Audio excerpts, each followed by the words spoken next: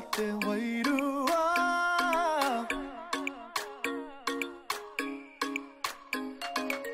Ko ia ko kahina wana wa.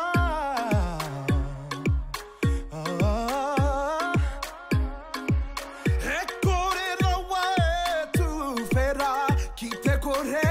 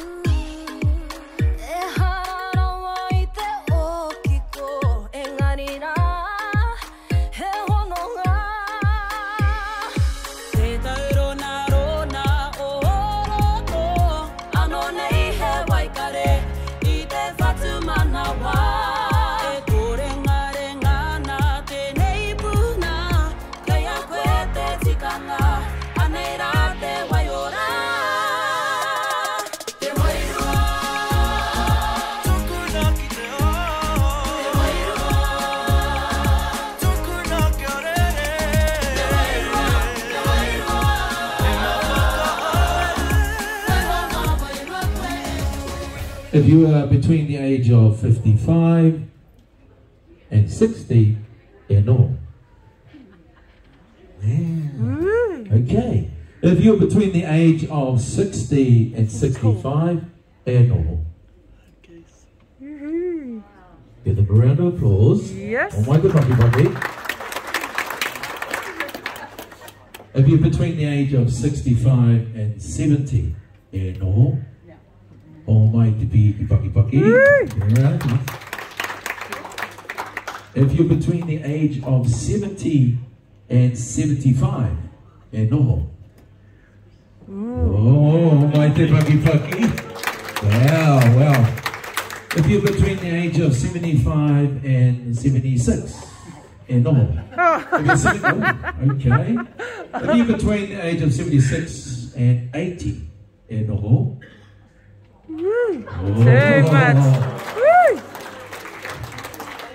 If you are 81, e noho.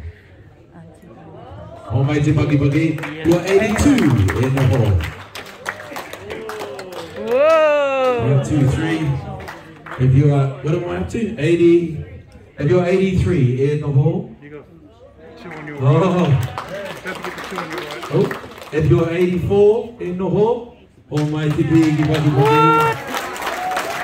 If you're 85, e noho. 86, e noho. Bingo! Ladies and gentlemen, if you're 87, e noho. Hey, go on. 88. 89. How much te paki? 89. Oh, 2. Bring it.